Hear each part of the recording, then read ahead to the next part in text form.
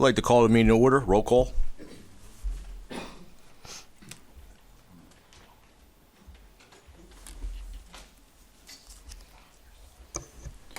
Ms. Scott.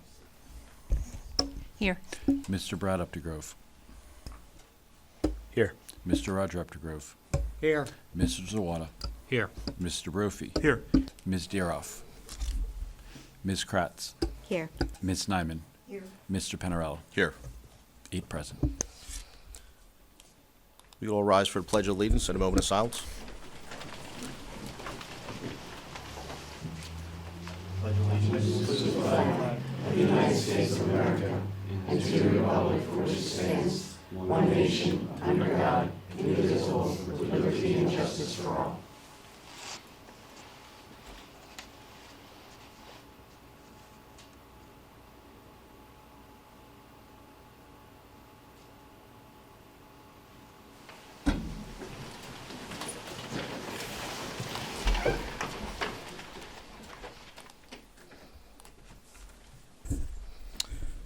There was no previous executive session. This time we have the recognition showcase. Thank you, Mr. Panarello. It takes us down to the showcase, which involves our recognition of our outgoing Boyertown Area School District School Board Director and the recognition for their years of service. I'm going to step to the podium, and I am going to ask some of our directors to come up and join me at the podium upon their recognition, and we do have some gifts that we want to share with them. So if you give me a moment.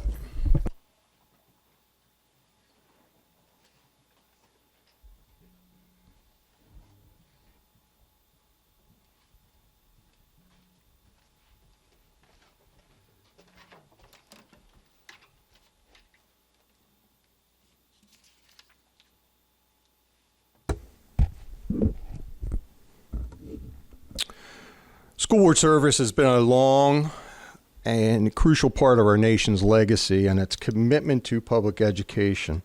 The consummate school director is described as an ethical, principled individual with a deep desire to serve. They believe in the value of our public schools and local control of public education for the benefit of all students. Today, school districts are expected to offer more services, along with world-class instruction with sometimes limited resources. These expectations provide a tremendous challenge for school directors, who are unpaid volunteers who give up their time to contribute to the schools and communities that they serve. Our schools' continued efforts to provide high-quality, continuous education to all students further highlights the key role school directors play in helping to educate our students. It gives me great pleasure this evening in recognizing 3 Boyertown Area School Board Directors who have given unselfishly of their time and energy to support and guide our schools and the students they serve. Their efforts reflect the mission of our schools, which is to provide opportunities for success for every student. Please join me this evening in thanking and recognize the service of 3 members. Members, when your name is called, please come forward and accept a small token of appreciation on behalf of the Boyertown Area School District. Our first representative, who I know is not able to join us this evening, however, we want to recognize Miss Ruth Deroff. Mrs. Deroff has served the school district for the past 20 years. Thank you, Ms. Deroff.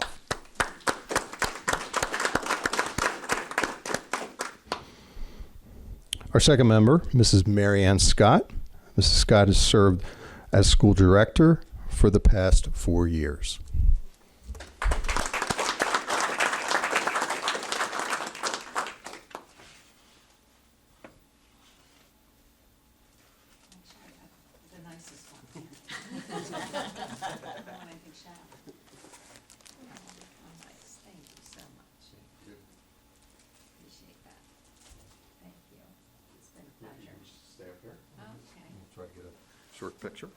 Quick picture.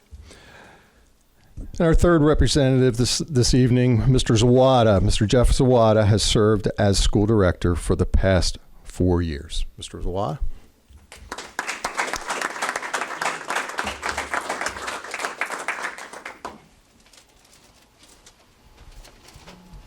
Thank you. Flowers for you. For my wife. Yeah, for your wife. All right.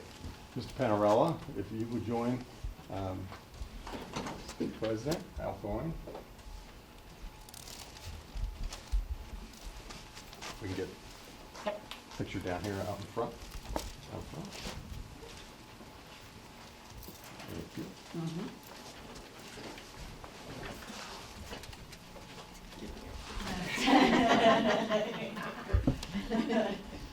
All right, everybody, I'm gonna take two, smile for me. One more. Thank you.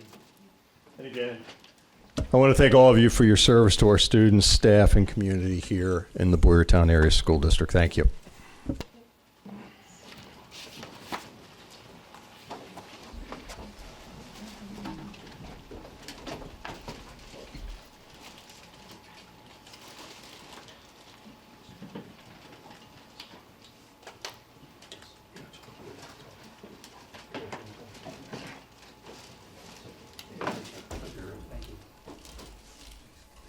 Next up, we have the student representative report.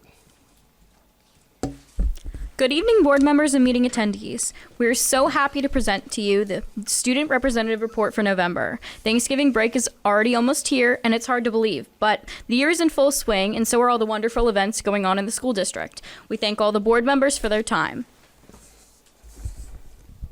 Our school proudly hosted 13 veterans from the Spatz Museum on Monday, November 10th, as part of our Veterans Day celebration. We began in the morning with ROTC, FBLA, and Youth and Government homerooms gathering at the FBLA Veterans Memorial for the raising of the American and National League of Families flags, and the choir singing the national anthem, while the rest of the student body watched on the TV news. Throughout the day, students had the valuable opportunity to hear veterans share their stories during social studies classes. Our guests were welcomed with refreshments in the library and catered lunch generously provided by Moyer's Catering. We also want to give special thanks to students Thomas Rakita and Josh Marimore for promoting the events and providing the veterans. Another huge thanks goes to the teachers Stacy Miller, Danielle Snyder, and the entire social studies department, who we would not have this incredible experience without. Well, Dr. Horton provided a great overview of the PACE survey that was administered last week, a couple of board meetings back. We thought it was important to provide a student perspective. Through the Youth Advisory Board of Berks County, I've had the pleasure of meeting with the Council on Chemical Abuse, which uses the data from the PACE survey for intervention in our communities. Statistics can be alarming, but they're real. And by using these statistics, we were able to work with the organization in creating methods of intervention for things such as alcohol and nicotine abuse in youth, all centered on education. Yes, the PACE survey has a lot of questions, and yes, some may seem daunting, but it provides a chance for our district to help students thrive. Our FBLA club has been preparing for a school-wide painting day to support updates to our safety plan. Students will be painting the upper walls of each hallway in colors that correspond with the designated sections of the building. This project has been in continuation of what they started last year, but they continued yesterday, the 24th, and today, both half days, from the end of the school day until 3 p.m. All volunteers received pizza, and their participation will count toward volunteer hours. In addition, the Impact Club is excited to host Impact Day on December 4th during the school day. This event focuses on team building, leadership skills, and creating meaningful connections through various activities. I, for one, am excited to see what Impact Club cooks up. The Bass Drama Club starred in their production of The Mysterious Affair of Styles by Agatha Christie on November 21st and 22nd at 7 p.m. and November 23rd at 2 p.m. The Drama Club has worked tremendously hard to bring this murder mystery to life, and they hope that everyone who went to go see the production went home with a smile. Shout out to their advisor and director, Miss Haley, and the cast for all their hard work. We will also be administrating the new Firefly testing in place of the CDT assessments. This updated platform is still in its early stages, but we are hopeful that it will continue to function smoothly as we begin using it. The purpose of this testing is to provide practice for the Keystone exams and to give teachers valuable data to guide future instructions. Students completed 3 assessments, algebra, biology, and literature last week. Concluding our report, we would like to thank the board for their consideration. It has been a fast-paced and eventful year for the school district so far, and we will continue to help shine a light on all the exciting events taking place at Bash. We look forward to bringing you Bash's best moments next month for December. Well, we won't be here in December, so January, and we will also be providing you with our first elementary school highlight for the year.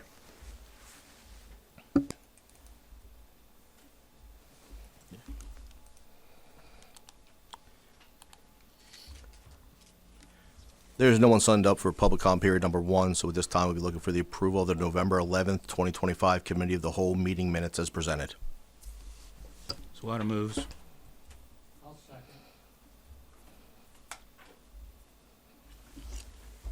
Ms. Scott, Yes. Mr. Brad Updegrove, Yes. Mr. Roger Updegrove, Yes. Mrs. Zawada, Yes. Mr. Brophy, Yes. Ms. Kratz, Yes. Ms. Nyman, I'm going to abstain. Mr. Penarella. Yes. Ayes have it.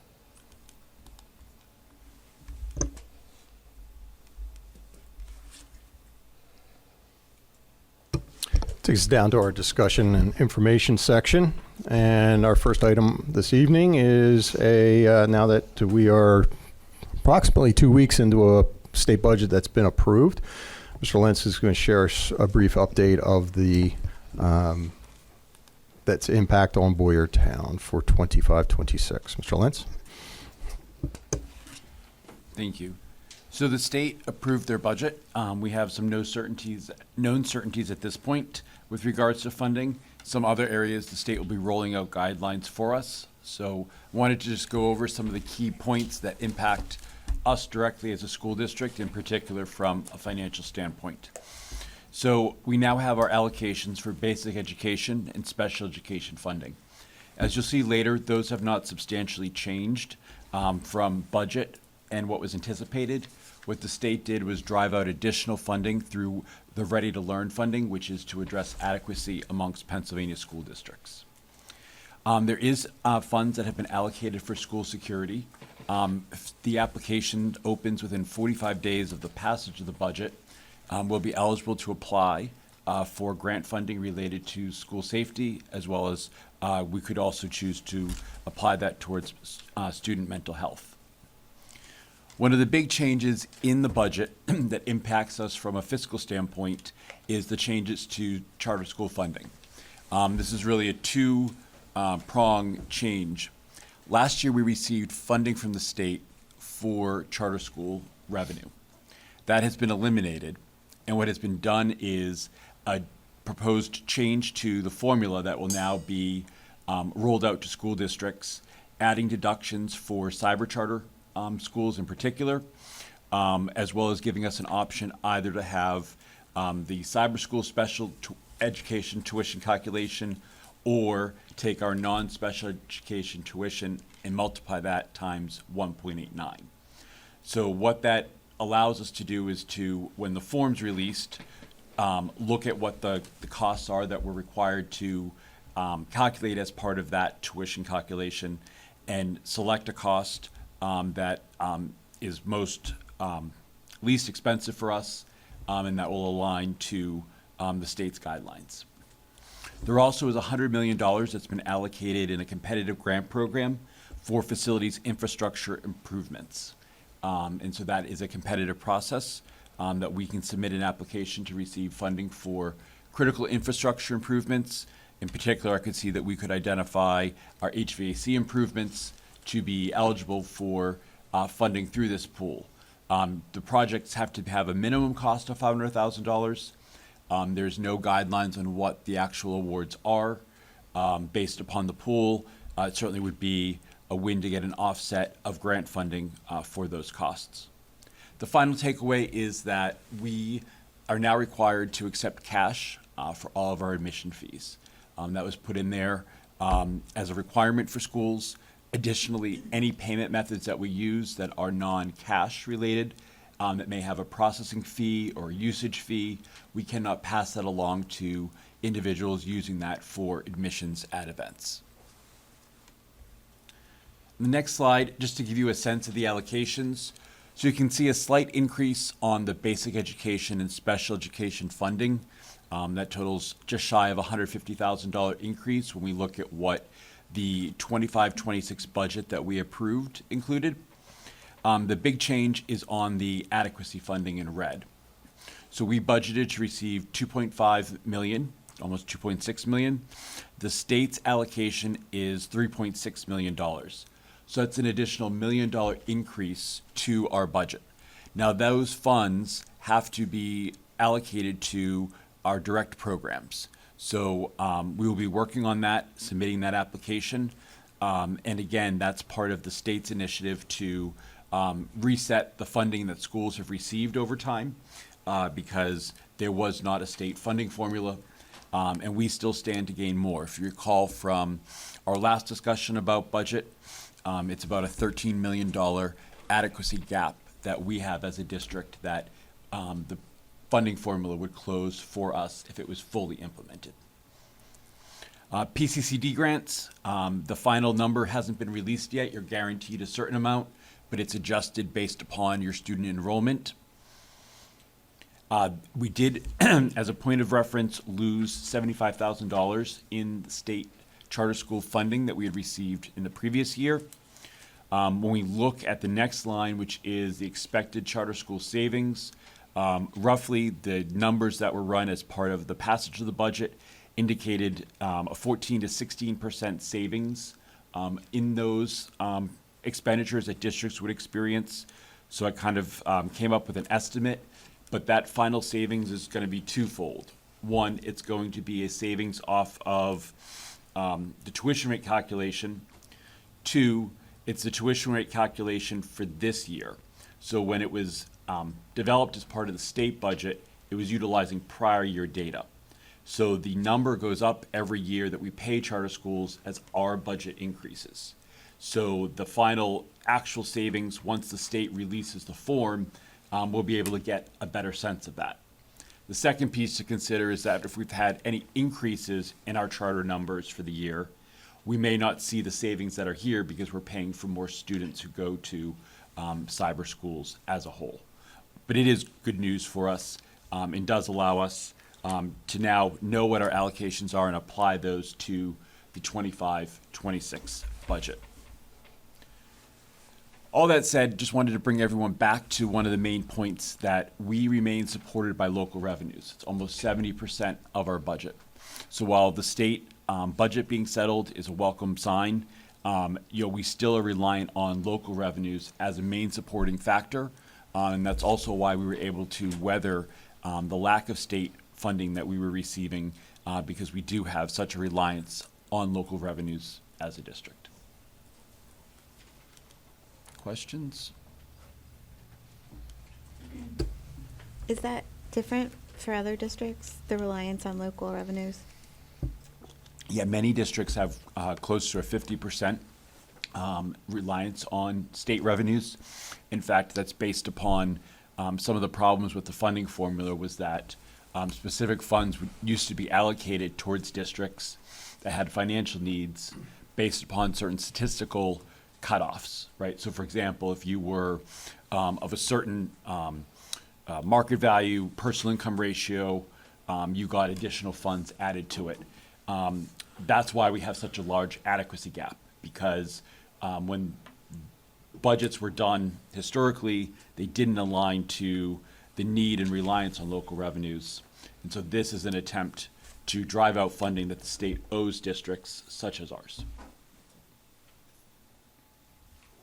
Do we, I guess we don't have a plan yet, but we will be taking a stab at that comprehensive grant for the $100 million.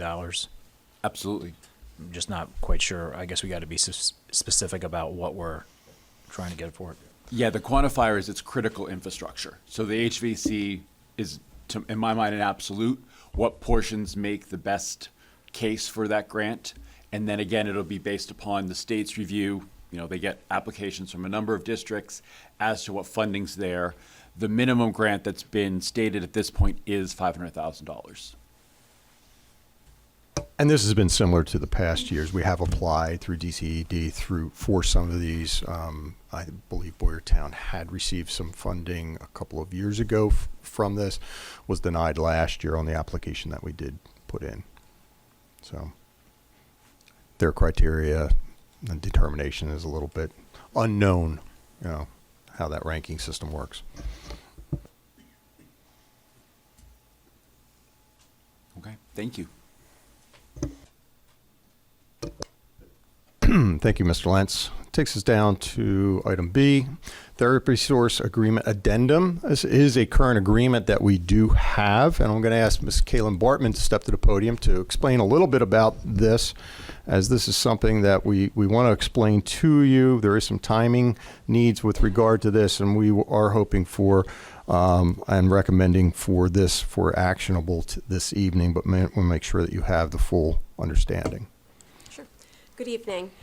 This is an addendum for Therapy Source to provide an occupational therapist for 1 day a week to help support at Coburgdale Elementary School due to the increase in occupational therapy needs of the students that we have attending at Coburgdale.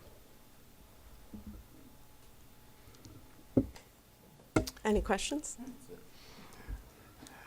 And we've placed the rate on there for you. The board should be able to see that and know what that rate is. And this has come about, Ms. Bartman, just enrollment has increased or identification has increased in terms of the needs there? We opened another autistic support classroom Right. at Coburgdale, and those students do have additional occupational therapy needs. That our current OT, we have a full-time OT that is working there. He needs to dedicate more time to the students within that program. So basically no other classes, other schools are having that issue, it's just Coburgdale at this point? We do have an additional occupational therapist that works at Washington that helps out with the students that receive occupational therapy there, as our OT works more in the life skills classroom there. Thank you. You're welcome. Is that going to be a 5-day-a-week job then? 1 day per week. 1 day per week at that school? Correct, just at Coburgdale, 1 day per Okay. week for this person to come in to help support. Okay, thank you. You're welcome. Thank you, Mrs. Bartman. And you'll see that listed a little bit later in the itemized agenda for your consideration. So it takes us down to item C. We are, again, going to be asking for your approval this evening for a choir, and this is as district singers qualify through the different stages. Various opportunities arise. Mr. Bruner and 4 students, obviously the 4 students, not Mr. Bruner, but have qualified for District 10 Chorus Festival, and we want to make sure they have the opportunity. This does take place, and since we don't have another legislative meeting in December, we're hoping to get this through and approved this evening, since it is January 8th and 9th. You can see the listed costs there, the total paid by the district, and what the fees are there for substitute, and the costs that are paid by student as well. So we are going to be seeking your approval of this trip for these 4 students to attend. All right, item D takes us down to our Kelly Services addendum. Again, this is another addendum to a professional service to which we have. I'm going to have Mr. Hahn, if you would, step to the podium and just talk through recommendation that we have and how we've resolved and have come to this conclusion and the need for it. Sure. Thank you, Dr. David Heiser. So, as you know, we use Kelly Services for all of our teacher substitutes. The addendum to the existing contract is to increase our daily sub rate from $110 to $130 per day. What this will do for us is it's going to put us more in line with some of the other Berks County districts where we were below. Districts such as Ole, Fleetwood, Governor Mifflin. We are still far behind some of the other districts in Berks, but this will align us with some of the districts that are closer in proximity to us. We've had 1,700 plus teacher absences since the beginning of the school year. We're running at roughly a 65-66% fill rate, and our goal with this increase is hopefully going to, when individuals have the option of either going and subbing at Ole or subbing at another nearby district, this increase will hopefully, if they've had a good experience with us, that extra $20 per day will hopefully push them to come and sub with us. Mr. Hahn, can you just share with the board a little bit how we have differentiated rates based on length of time and service? Yeah, sure. So this is the daily sub rate. So if someone just is put in to a position, tomorrow they would get $130. If someone is here as a building sub between 1 and 30 days, it's $135. Once it goes from 31 to 60 days, then it obviously increases. And we're not making any changes with those rates. This is just the daily rate for when we're in dire need. Someone calls off at 4 o'clock in the morning. It's not someone that we've had scheduled. They can pick up this position through our frontline system and ultimately receive that $130 compensation for the day. Yes. So on top of that, as far as a bill to us, we'd get, Kelly would get another 30% on top? They get 33%. Yeah, so I believe, without looking at the addendum in front of me, I think $130 comes out to $170 and change with the markup.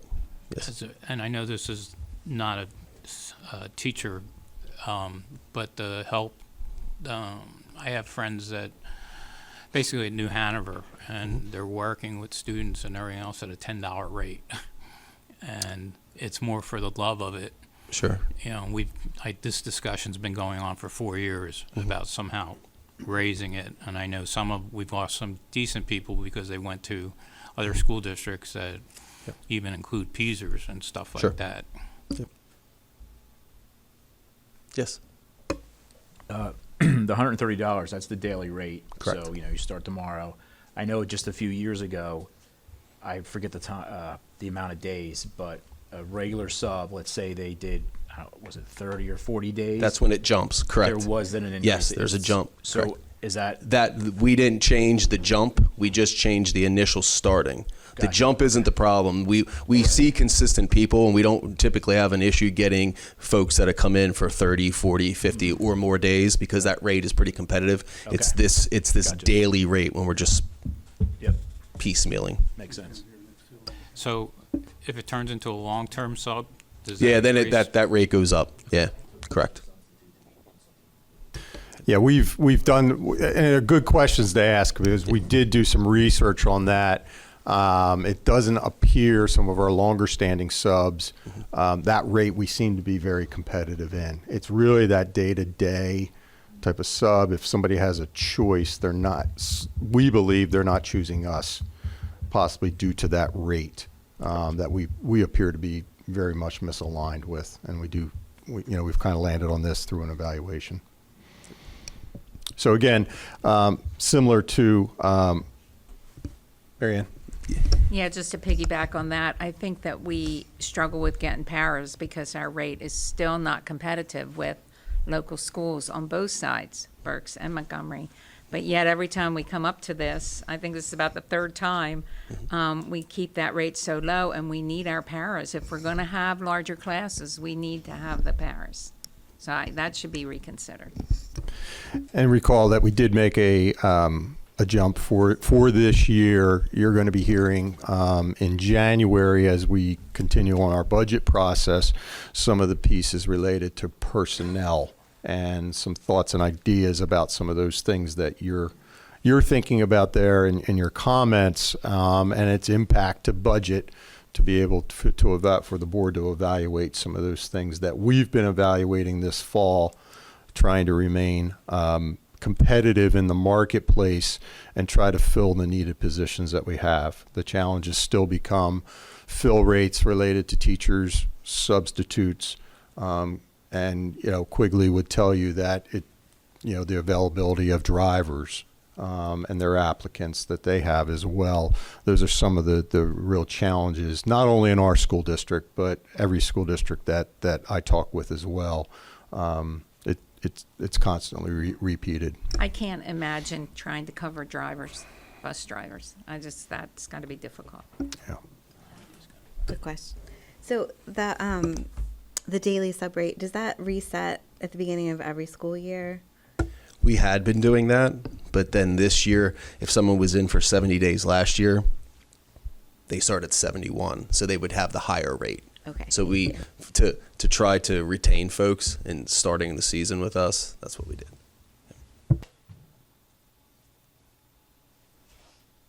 Okay, thank you, Mr. Hahn. And again, board, you're going to see that as an addendum similar to the therapy source for your consideration this evening for us. Okay. That leads us to the treasurer's report.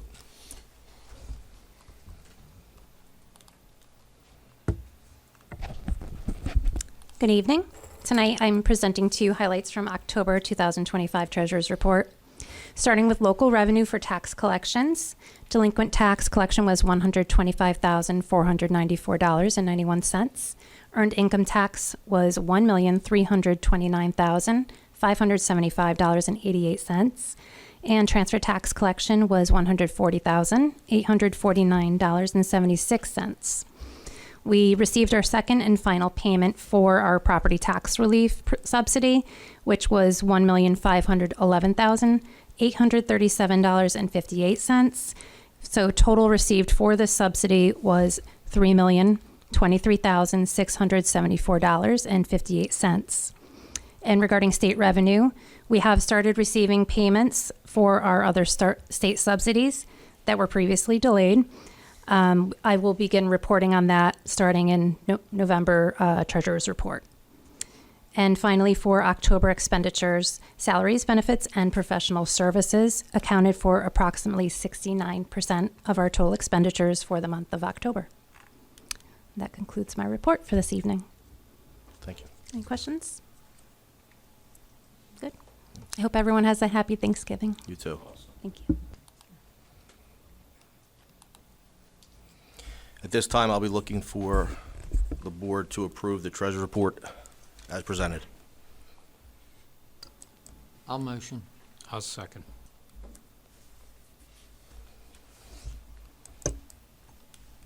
Ms. Scott, Yes. Mr. Brad Updegrove, Yes. Mr. Roger Updegrove, Yes.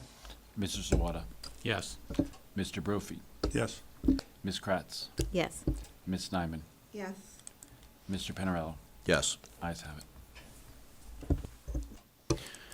Takes us down to item 9, the superintendent's consent agenda. And just to review these particulars for the board, under item A, we wanted to make sure that although there was an informal okay with the Eagle project that you last heard and was presented at our last committee meeting, we wanted to make sure it was formalized through a motion this evening. Under items B through G are the second reads of numerous policies that we've been working on throughout this fall and that have now come to a second read. And under items H, I, and J, you'll see 3 settlement agreements that the board has been apprised to and of and for your consideration this evening. So with that, we also have a donation list. That donation list includes one addition that was not presented or discussed at our committee of the whole, but that did come in later, and that is from the Education Foundation. And it is a donation of sensory pathway packages for Gilbertsville Elementary. And again, these are kind of stepping stone areas, things if you've walked any of our buildings and seen any of the ways in which students can hop onto or touch different things on the floor. They're utilized through some sensory identification and used as not only stepping stones, but learning tools for some of our identified students. So again, we want to thank all of our public and the groups for their donations, and very much appreciated. So with that, I am, and the administration is recommending the Board of Directors approve the consent agenda as listed. Zawada moves. I'll second. Ms. Scott, Yes. Mr. Brad Updegrove, Yes. Mr. Roger Updegrove, Yeah. Mr. Zawada, Yes. Mr. Brophy, Yes. Ms. Kratz, Yes. Ms. Nyman, Yes. Mr. Panarello. Yes. Ayes have it. Takes us down to item 10, the superintendent's itemized agenda, and we're going to begin with some recommended motions for the Boyertown Elementary HVAC project. And as was shared at our last committee meeting, Mr. Lynch had shared in regards to the bids, and we walked and talked through many of the alternates that are placed there. Under item A, the administration is recommending the Board of Directors award a contract to EA Roofing Company to perform roofing replacement and associated work at Boyertown Elementary School, including the base bid and alternate number RC04 for a total contract amount of $2,411,970.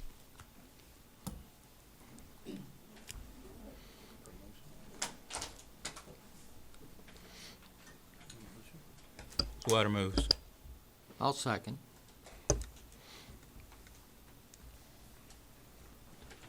Ms. Scott? Yes. Oh, Question, and I think this is where it would go since we've now split everything out. But in the ductwork, would it not be appropriate to have CO2 detectors since we're now going with? We do have Mr. Lynch here this evening with us, and I'm going to ask Mr. Lynch to step to the podium. We have some technical questions.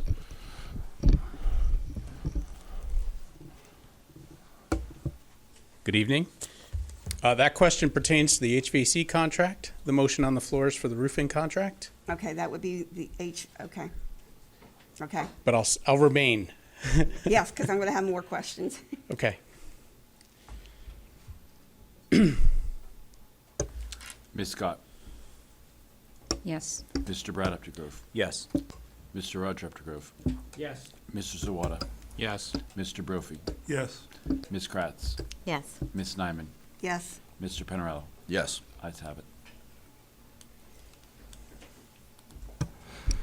Under item B, administration recommends the Board of Directors award a contract to JBM Mechanical Incorporated to perform HVAC and associated work at Boyertown Elementary School, including the base bid and alternates MC01, MC02, and MC03 for a total contract amount of $4,157,000.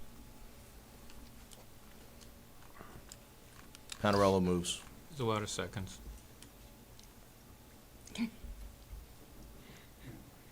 You may proceed. the ductwork, would it not be recommended, since we haven't had gas here, we've only had electric, to have CO2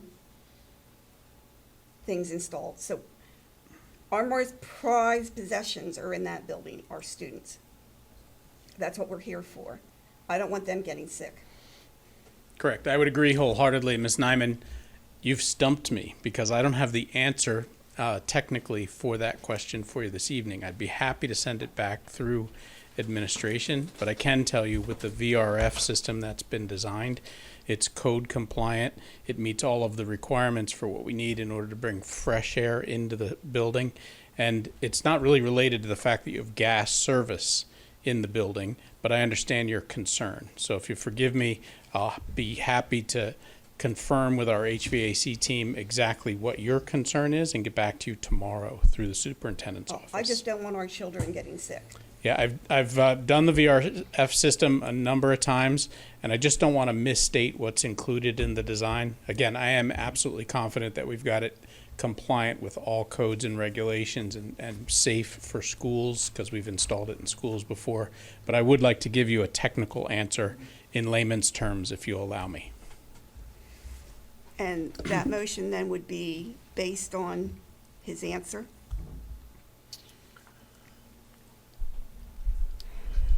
So, Ms. Mintz, so where are we with regard to that? If I may ask for maybe one suggestion there before the solicitor weighs in, I would provide that tomorrow. And this is the board's motion to award contracts. and they're all subject to the solicitor's review of the final contract. So it would not be signed, I would imagine, by the district until that question is answered and the solicitor's office has reviewed the contract. Are you okay with that? Yes, that was perfectly stated and exactly what I was going to say. Thank you. Okay. Mr. Brophy, I think you have a question. Quick question, going along with that, if we're looking at CO2 detectors also, we need to know about compatibility with our present fire alarm system, if they have to be added. Yes, so with respect to duct work, there are duct detectors for smoke, and they are integrated with the building fire alarm system. I got that one. Yeah, no, but I mean, if you're adding CO2 detectors, Absolutely. It would have to also be. That detector goes off, it ties in with the fire alarm. Okay, so we'll be compatible with the. I just want to confirm the answer to the question for you, and I'll dovetail into that one as well for you. Thank you. And then I'll have questions when we get to electrical. Call the vote. Ms. Scott? Yes. Mr. Brad Updegrove? Yes. Mr. Roger Updegrove? Yes. Mr. Zawada? Yes. Mr. Brophy? Yes. Ms. Kratz? Yes. Ms. Nyman? Yes. Mr. Penarello? Yes. Ayes have it. Under item C, the administration is recommending Board of Directors award a contract to Phillips Brother Electrical Contractors to perform electrical and associated work at Boyertown Elementary School, including the base bid and alternates EC01, EC02, EC03, EC04, and EC05 for a total contract amount of $3,027,025.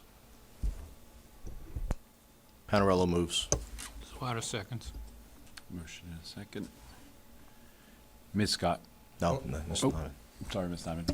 Okay, on the electrical, I'm still concerned over the fire alarms. These are old fire alarms, and I think now, it was in your original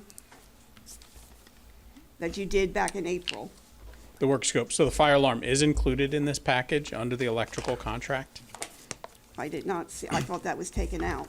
And there's one more question that you'll probably ask with respect to the emergency generator. At the last meeting, you had asked if it was enclosed with a fence, and the generator itself is completely encased in its own enclosure shell. So it's not like working parts of the generator are available for someone to walk up and touch. The entire case is locked down, and it does sit outside. But I'll do the same thing for you so that you have it in writing, if that works for you. Send an email through the administration office with respect to the fire alarm so that I'm perfectly clear for you on that answer. Yeah, because I thought that was taken out of this bid. I'll tie it together with CO2 sensors and the connection of the HVAC system for you. I mean, it seems like since you're, from April, you were at 115 million, you're now down to, 115 million, hope not. I mean, 15 million. 15 million, sorry. Phew, okay. And now you're down to, what, 11 something? Yes.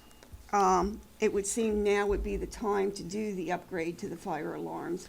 I appreciate the question, and I apologize. I will get back through the administration office tomorrow for you. Thank you for that. Thank you. Ms. Scott? Yes. Mr. Brad Updegrove? Yes. Mr. Roger Updegrove? Yes. Mr. Zawada? Yes. Mr. Brophy? Yes. Ms. Kratz? Yes. Ms. Nyman? Yes. Mr. Penarello? Yes. Ayes have it. Thank you. Have a very pleasant holiday. You too. Thank you, Mr. Lynch. Under item D, the administration is recommending school directors approve the 2026-2027 senior high school program of studies for grades 9 through 12, as was presented at our last committee meeting. Swatter moves. I'll second. You got your finger on it. You had one question, I think. Mr. Sparks, we do have Mr. Sparks in attendance this evening. Why don't you step to the podium? We may have a question or two for you. in regards to the high school program of studies. Okay. So, like last year, I just wanted to share my thoughts on the weighting of the dual enrollment classes. I have a lot of thoughts, so I'm trying to summarize them. Just from a historical perspective, AP classes were given a GPA boost of 0.2 per credit, and DE and honors classes were both an added 0.1 until this change was put into effect. So now they are weighted equally. The dual enrollment and the AP classes are weighted equally at a boost of 0.2 per credit. I disagree with this change. Also, I've tried to understand it. I haven't really heard any substantial reason for the change taking place. I just wanted to make clear, like, my reasons for disagreement stem from two presuppositions. First, the purpose of weighted grades is to encourage students to take more challenging classes by rewarding them for the extra work and the time that more rigorous courses require. The added weight serves to account for the added difficulty level. Second, AP classes are more rigorous than DE classes, especially some of the ones we are currently offering. In order to prepare students for AP exams, the AP classes generally cover more material at a faster pace. They have a national standardized curriculum that is recognized by most college admissions. Dual enrollment courses can vary widely in their difficulty level. So for those reasons, I don't think it's fair that they carry the same weight, especially when you compare a course like AP Calc BC and Basic Nutrition and First Aid. I asked this last year. I was wondering if anybody consulted with our AP students and their experience and their workload before this change was made. Also, just according to Board Policy 214, Boyertown calculates class rank based on GPA. As was highlighted at our last board meeting, all other factors being equal, students taking German would be outranked by students taking Spanish due to this policy. I took German in high school, so that doesn't feel fair to me. More importantly, our most academically gifted students opting to take the most difficult classes may now be outranked by students who are taking less challenging courses but getting the same GPA bump. Our high achievers make our district look good with their high test scores, and I think it's only fair that we give them their best opportunity to demonstrate their relative academic achievement on their college applications. Just to be clear, dual enrollment is an excellent option for many of our students. I'm only arguing that the DE classes should not carry the same weight. A compromise that I suggested last year was to change the GPA bump to 0.15 for DE classes. I think that would more accurately represent the comparative difficulty level between AP and DE classes. Just to conclude, there are many wonderful things happening at our high school, and I've seen many improvements even in the short time I've been on the board. My goal and what I think I'm doing, what I hope I'm doing, is to advocate for our motivated AP students who are putting in the hard work to try to get into their dream colleges. Those are my thoughts. We'll see if he has a follow-up. All right, so I appreciate you sharing your comments with us, and thank you for reflecting on those as well. I guess kind of at the heart of your question was the AP versus the DE.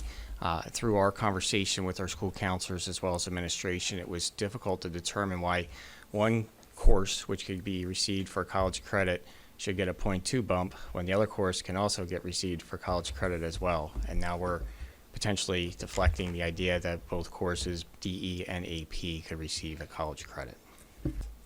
I would argue back that the DE credits, they're very limited in the schools that accept them.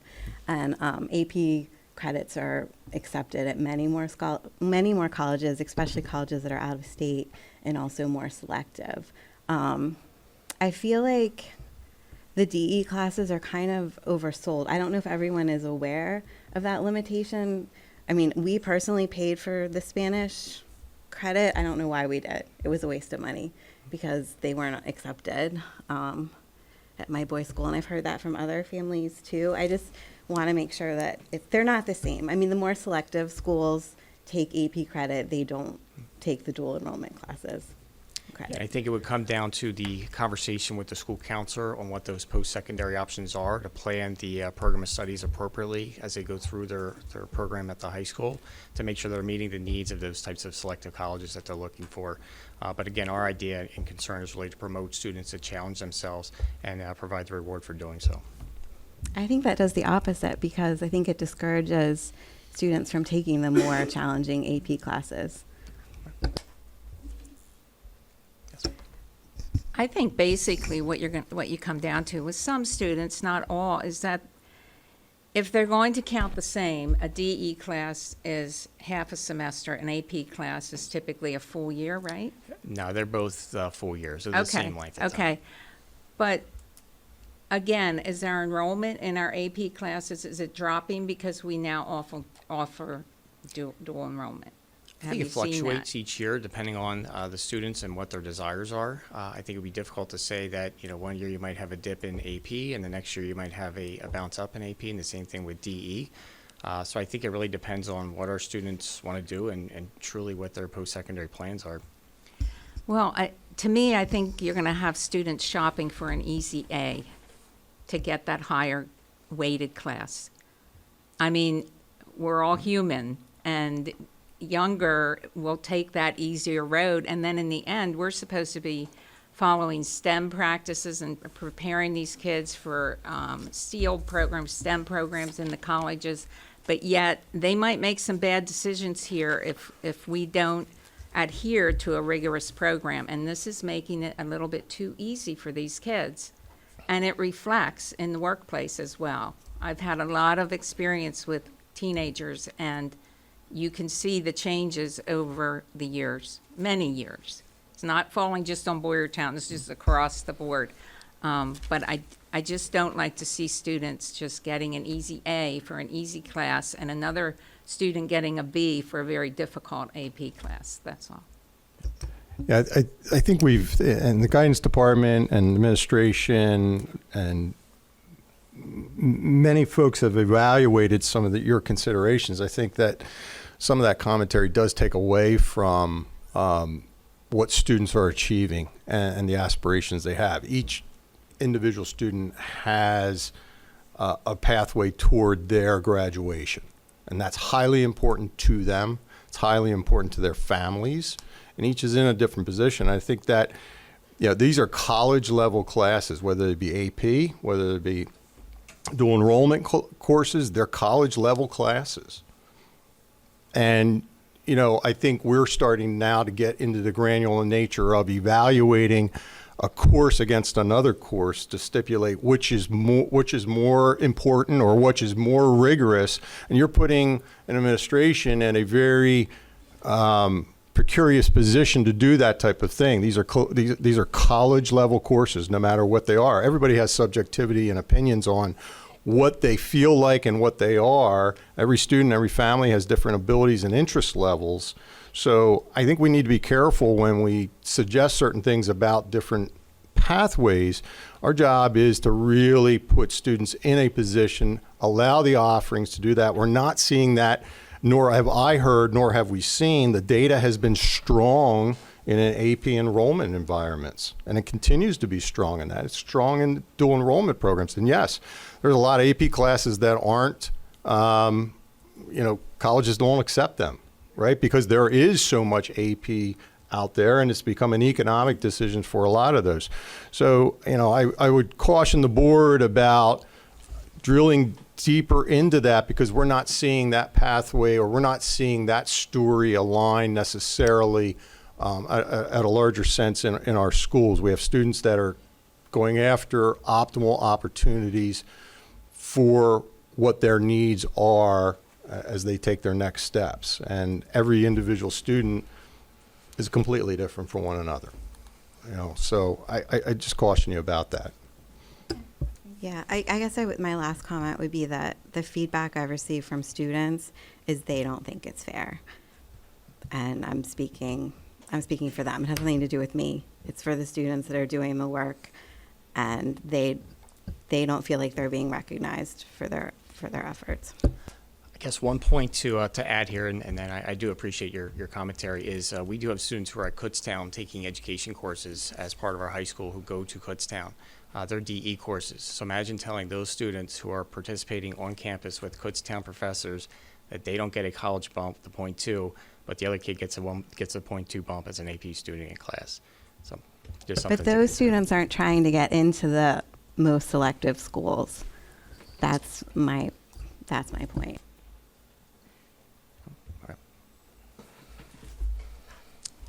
All right, thank you. Ms. Scott? Well, I'm not going to throw the baby out with the bathwater, so I will vote yes for this. Mr. Brad Updegrove? Yes. Mr. Roger Updegrove? Yes. Mr. Zawada? Yes. Mr. Brophy? Yes. Ms. Kratz? No.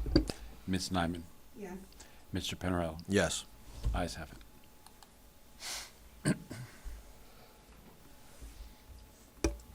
Takes us to item E, Middle School Program of Studies, and the administration does recommend the school directors approve the 2026-27 Middle School Program of Studies for grades 6 through 8 as presented. We do have Mr. Maori. I'll have him come to the podium. I know there were not really much changes to that. We did change some of the language related to some of the Steele's curriculum standards and such. But we'll bring that to the floor and see if there's any questions for Mr. Maori. Certainly.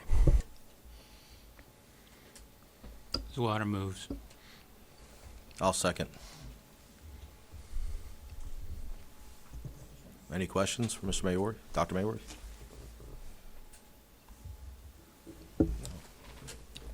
You got off easy. Ms. Scott? Yes. Mr. Brad Updegrove? Yes. Mr. Roger Updegrove? Yes. Mr. Zawada? Yes. Mr. Brophy? Yes. Ms. Kratz? Yes. Ms. Nyman? Yes. Mr. Penarello? Yes. Ayes have it.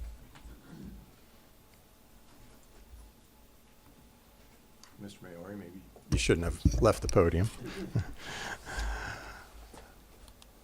So under item F, the administration does recommend the Board of School Directors approve the middle school student council stipend MOU as presented at our last committee of the whole meeting. And again, we'll let that motion come to the floor. If there's any questions, Dr. Maori is here to answer. Zawada moves. Panarello seconds.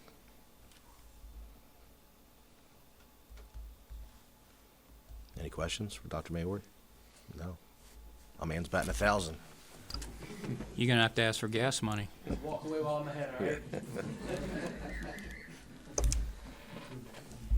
Ms. Scott?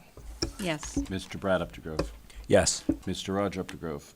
Yes. Mr. Zawada? Yes. Mr. Brophy? Yes. Ms. Kratz?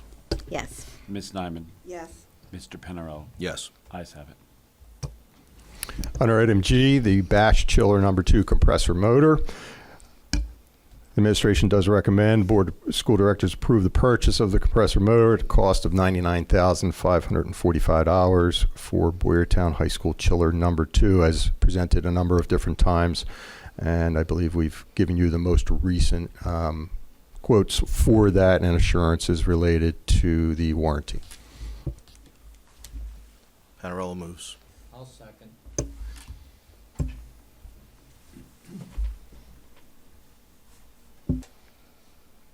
Ms. Scott? Yes. Mr. Brad Updegrove? Yes. Mr. Roger Updegrove? Yes. Mr. Zawada? Yes. Mr. Brophy? Yes. Ms. Kratz? Yes. Ms. Nyman? Yes. Mr. Penarello? Yes. Ayes have it. Takes us to item H, overnight trip. And again, the trip that we had previously presented earlier in this meeting, the administration does recommend Board of Directors approve the following overnight trip as listed, which is, again, RPA Music Educators Association District 10 Choral Festival for Mr. Bruner and 4 students. Zawada moves. I'll second.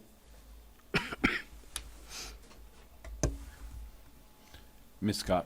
Yes. Mr. Brad Updegrove? Yes. Mr. Roger Updegrove? Yes. Mr. Zawada? Yes. Mr. Brophy? Yes. Ms. Kratz? Yes. Ms. Nyman? Yes. Mr. Panarello? Yes. Ayes have it. Under item I, the administration does recommend Board of Directors approve the Kelly Services Exhibit A addendum as presented earlier in this meeting. Swatter moves.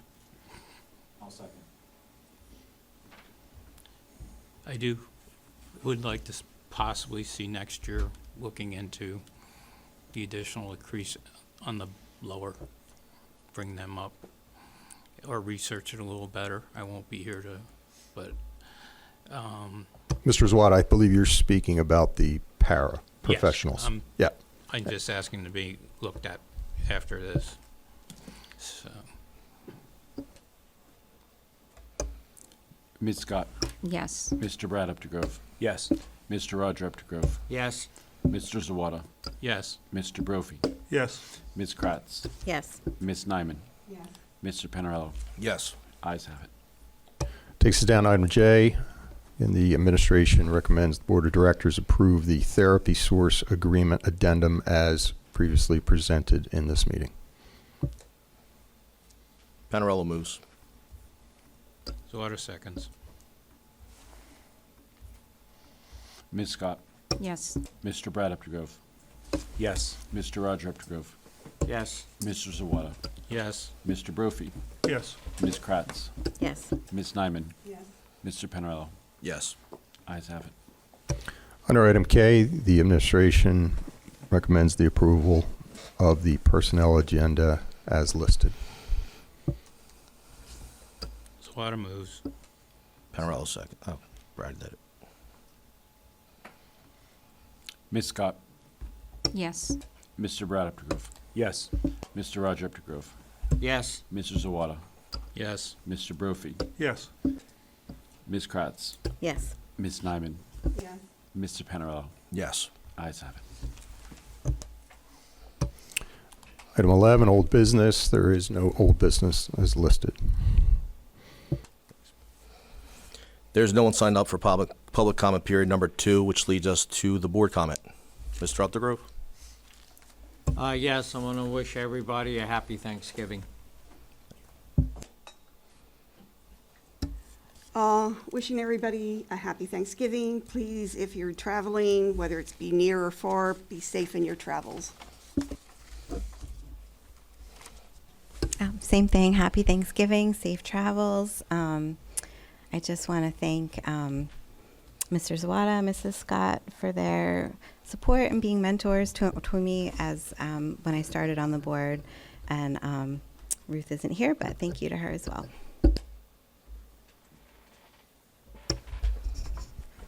Okay, this is probably the longest I have ever spoken at a board meeting, but I do have some closing remarks and my goodbye to everyone. So I'm going to read it because otherwise it won't come out right. Good evening, troublemakers, dreamers, and people who still think Robert's Rules of Order is optional. And this is a joke. That's a joke, I'm not being serious. These past 4 years have flown by. I never planned to be here, but by some stroke of fate, I am. I never looked at this seat as one of power, but rather a seat that brings great responsibility. Not a seat where we just continue on the same path, but a seat that brings change. In these times that we live in, change is happening rapidly, so much so it is hard to keep up. This season on the board for me has been a season of strengthening, growing, and gaining a boatload of knowledge from everyone that I've come in contact with. I am a better person today, wiser, braver, and that much needed touch of crazy because of all of you. And all of those who faithfully attend the board meetings, I bid a high five to. I hope we were entertaining. I would like to thank Mr. Stout, though he's not here tonight, for the many opportunities you provided through the years to board members. It was always such a joy for me to go and read to our students, our kindergartners through 5th grade, to be asked to be a judge for our middle school 8th grade projects and high school portfolios was an honor. The ingenuity that I saw in many of these students was incredible. From this experience, I can see many opportunities awaiting them. It was an honor to preside over graduation, and watch success on display throughout the entire evening. This was always a reminder as to why I served on the board. In January, the board voted for Dr. David Heiser to take the reins of a very large district. I believe this vote was our biggest accomplishment as a board. He hit the ground running, and the strategic planning meetings began. These brought about great collaboration with the teachers, administration, community members, and students. Together, a vision was born. Over the next years, I am eager to see the greater accomplishments that will be produced from that vision. Thank you to Dr. David Heiser for being hands-on in our schools this year. I am sure this is not easy for you, but the fruit that comes from this will be great.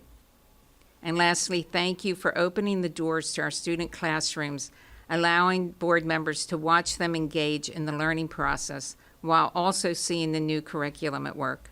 A real blessing, too, came watching our young learners navigate the English language, which we know is not an easy feat. Right, Mrs. Pratt? Okay. Thank you, Tony, for your leadership at a time when we needed change, and much change happened, too. No one could have done it better. And the proof is that you will be here another term to continue the work started by many on this board. Jeff, you stood strong in the face of opposition and didn't waver on your beliefs. Roger, thank you for telling me like it is, agreeing to disagree, and still remaining my friend. Wendy and Brad, I love serving with you both, and I know you will welcome the new board members with enthusiasm and grace. As I hand over this seat to Matt, Michelle, and Lynn, and these lovely computers too, I leave with a heart that's fuller than when I started. Great memories of students visiting the boardroom, bringing their success and their needs, late night meetings, a phone full of photos from my time here, and the absolute certainty that this district is in good hands. All those within the Boyertown district, too many to speak of, are a part of a committed community that make this school great. Thank you. Students, keep being brilliant, keep being brave, and keep being you. You are the reason I came here. You will remain in my prayers. And parents, thank you for trusting me with a tiny piece of your kid's story. I'll be cheering from the cheap seats now, probably sneaking into basketball games and pretending I can still get in free. So my prayer for all this community comes from Jeremiah. Our Father says, I know the plans I have for you, plans to prosper you and not to harm you, plans to give you a hope and a great future. God bless you all and have a wonderful holiday season. I will miss everyone here. Thank you. Thank you. Mr. Brophy? Nothing. Happy Thanksgiving. Have a great dinner tomorrow. Tomorrow? No, Thursday, that's right. One day too fast. I'll have a good dinner tomorrow and Thursday. Yeah, you don't have to just one day. One day, do too. I'd just like to thank Ms. Deeroff, Ms. Scott, and Mr. Zawada for their time on the school board. You know, should be very happy with the things that you accomplished while we were here. You know, we're moving away from good enough and just okay to making Boyertown better. So it's about time, and we'll hopefully try to continue to do that. I don't have a note page, but I feel I'm leaving the school district in a lot better position than when we started. From our students to our faculty to our administration. Tony, you've done a great job leading us through this, and the blessing we did get was by getting Dr. David Heiser. I don't think we'd be in the position where we're at right now if it wasn't for him. I see this school district in 2-3 years becoming one of the best in Berks County again, that everybody can be proud of.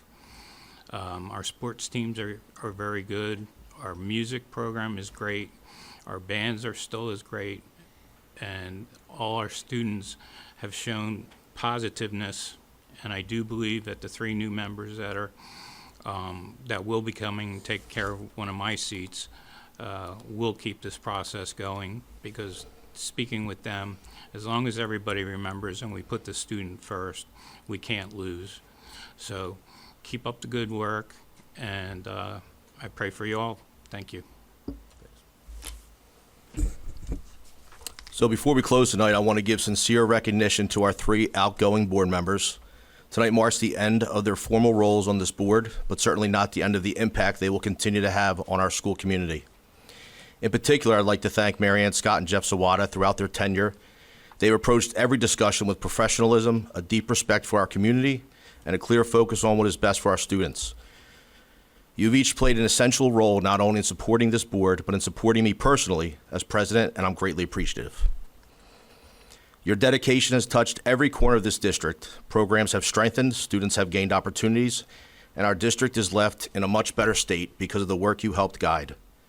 Your legacy is one of service, compassion, and unwavering commitment to making our school a better place for every child. We're grateful for the time you've given us, the challenges you've helped us navigate, and the example you leave for future board members. So I want to thank you guys for everything. And for everyone else, have a very happy Thanksgiving.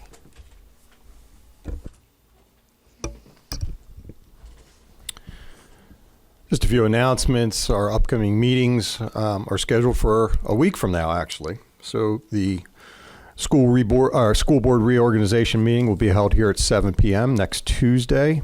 And immediately following that meeting will be a committee of the whole meeting scheduled here, again, in the Educational Center. Motion to adjourn. Nyman moves. Zawada seconds.